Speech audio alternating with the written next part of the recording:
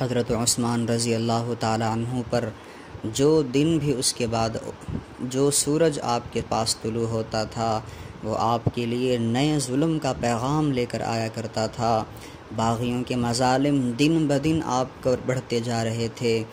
باغیوں نے مسجد نبوی سے روک کر اس کے بعد گھر کا محاصرہ کر کے مدینہ کی گلیوں کے اندر یہ اعلان کیا تھا کہ آج سے عثمان کا کھانا بند کیا جاتا ہے، خبردار کہ کوئی بھی شخص عثمان کو کھانا نہ پہنچائے۔ یہ کتنا بڑا ظلم تھا کہ جو حضرت عثمان رضی اللہ تعالی عنہ کے ساتھ ہو رہا تھا۔ حضرت عثمان رضی اللہ تعالی عنہ تو وہ شخصیت ہیں کہ اللہ رب العزت نے ان کو بہت مال و دولت عطا کیا تھا اور ان کے خزانوں سے بہت سے غریب اور نادار مسلمانوں کے فاقے ختم ہوئے تھے، ہزاروں اجڑے ہوئے گھر آباد ہوئے تھے۔ خود حضور صلی اللہ علیہ وسلم کے گھر میں متعدد مرتبہ عثمان رضی اللہ تعالی عنہ نے کھانے کا بندوبست کیا تھا، اور عثمان کے ہاتھوں سے علی کے گھر بھی رونق آئی تھی، اور سخاوت نے تو خود حضرت عثمان کے ہاتھوں عزت پائی ہے۔ لیکن آج وہی عثمان کھانے سے محروم کیا جا رہا تھا۔ یہ باغیوں کے ظلم کی انتہا تھی، اور پھر صرف اسی پر ہی باغیوں نے بس نہیں کی، بلکہ پھر انہوں نے مدینہ کی گلیوں میں یہ اعلان کیا کہ آج کے بعد کسی کو بھی عثمان کے گھر پانی پہنچانے کی اجازت نہیں ہوگی۔ چنانچہ حضرت عثمان رضی اللہ تعالی عنہ کے کھانے اور پانی کو بھی بند کر دیا گیا۔ حضرت عثمان رضی اللہ تعالی عنہ نے حضرت علی، حضرت طلحہ، حضرت زبیر اور حضرت عائشہ رضی اللہ عنہم کے پاس پیغام بھجوایا کہ باغیوں نے تو ہمارا کھانا پانی بند کر دیا ہے، اگر تم پانی بھجوا سکتے ہو تو پانی بھیج دو۔ حضرت علی رضی اللہ تعالی عنہ نے جس وقت حضرت عثمان کا یہ پیغام سنا تو فوراً پانی کا مشکیزہ بھر کر حضرت عثمان کے آستانے کی طرف روانہ ہو گئے۔ باغیوں نے حضرت علی رضی اللہ تعالی عنہ کو جب پانی لے جاتے ہوئے دیکھا تو وہ آپ کے اوپر ٹوٹ پڑے اور نہایت دلیری کے ساتھ مشکیزے کو چھین کر نیچے گرا دیا،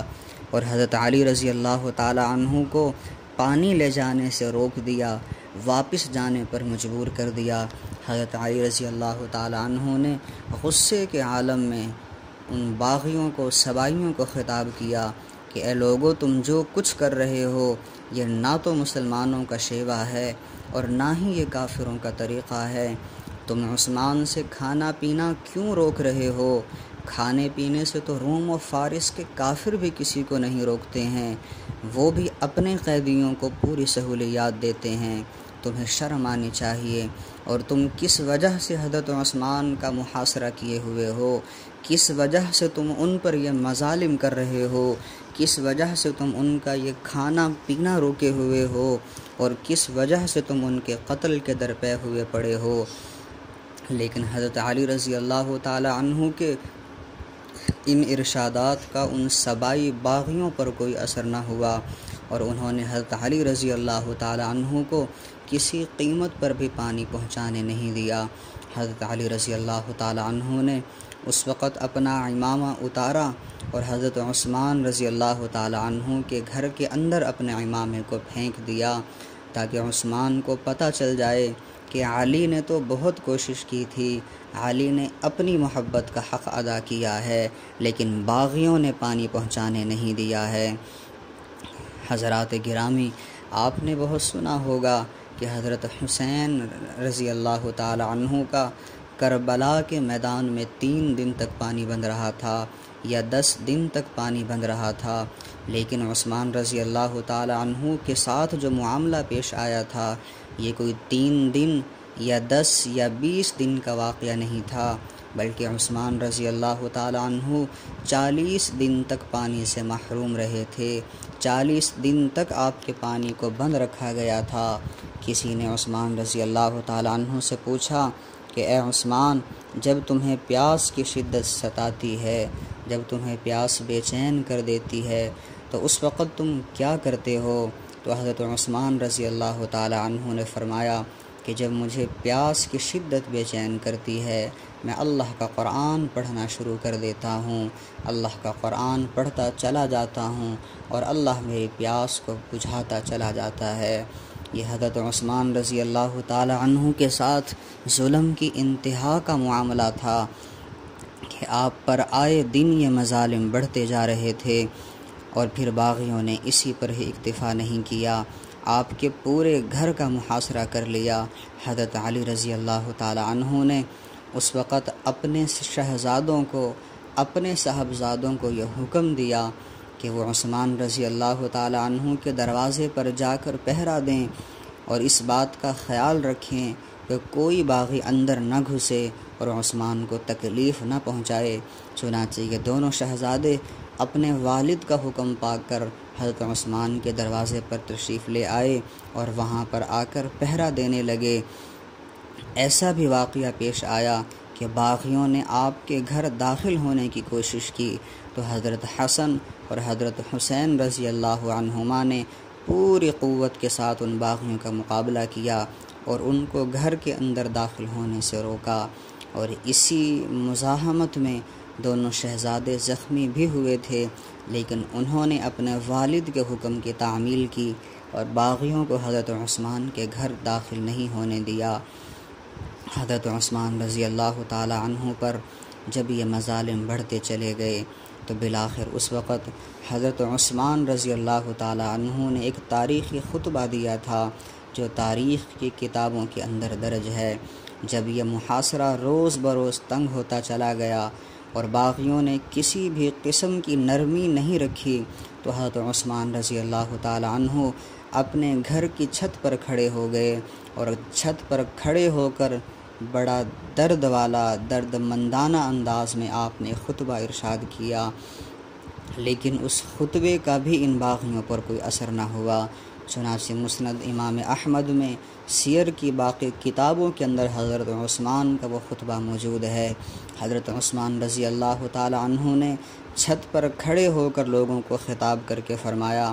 کہ لوگو، کیا تمہیں معلوم ہے کہ حضور صلی اللہ علیہ وسلم جب مدینہ طیبہ تشریف لائے تھے تو اس وقت مسجد نبوی تنگ تھی۔ آپ صلی اللہ علیہ وسلم نے فرمایا تھا کہ کون ہے جو زمین کو خرید کر مسجد کے لیے وقف کرے گا، اس کے بدلے میں جنت میں اس کو اس سے بہتر جگہ ملے گی۔ تو اس وقت میں نے حضور صلی اللہ علیہ وسلم کے اس حکم کی تعمیل کی تھی، جگہ خرید کر میں نے مسجد کے لیے وقف کی تھی، مسجد نبوی اسی جگہ سے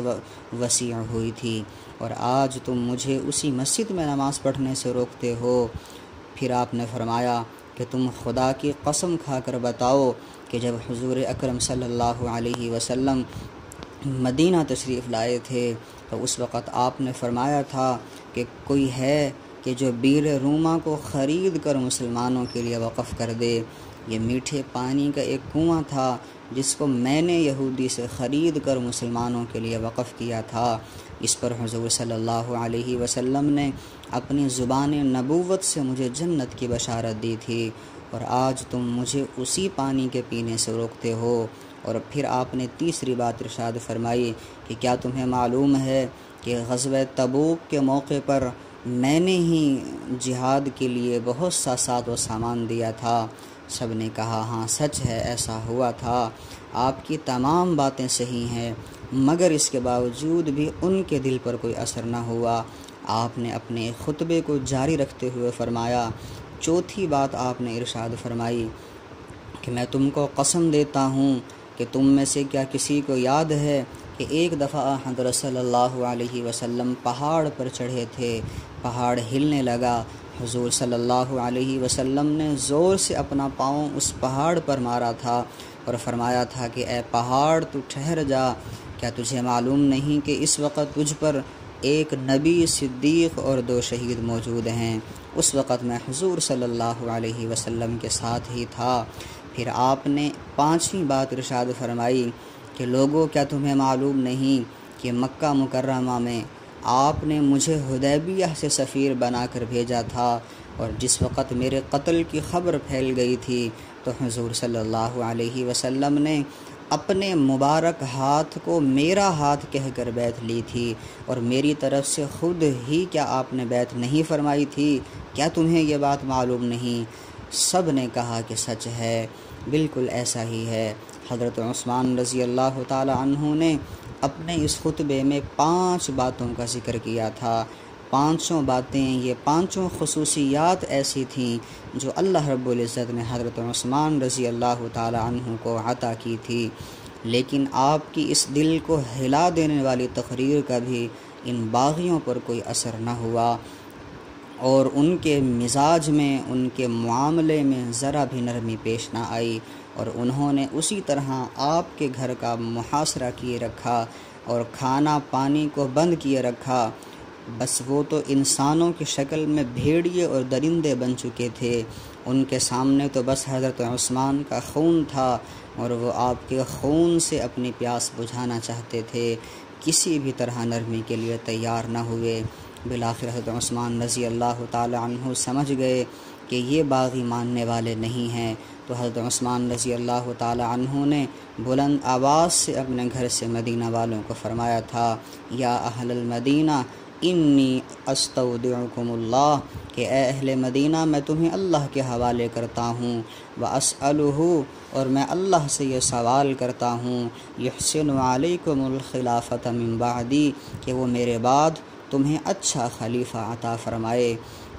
اور جو آپ کے گھر صحابہ کرام موجود تھے جو آپ کا پہرا دے رہے تھے، حضرت عثمان نے ان کو بھی واپس چلے جانے کا حکم دے دیا، مگر حضرت حسن و حسین اور حضرت محمد بن طلحہ وہاں سے واپس نہیں آئے، وہ آپ کے گھر پر ہی پہرا دیتے رہے۔ اور حضرت عثمان رضی اللہ تعالی عنہ کو یقین ہو چکا تھا کہ میری شہادت مقدر ہو چکی ہے، حضور صلی اللہ علیہ وسلم کی مبارک زبان سے یہ جملہ سن چکے تھے، اس لیے بس اب آپ کو انتظار تھا تو اسی بات کا کہ بس وہ دن آ جائے کہ اللہ رب العزت بس اب مجھے اپنے پاس بلا لے، اور جس شہادت کی پیشین گوئی محبوب صلی اللہ علیہ وسلم نے دی ہے وہ پیشین گوئی پوری ہو جائے۔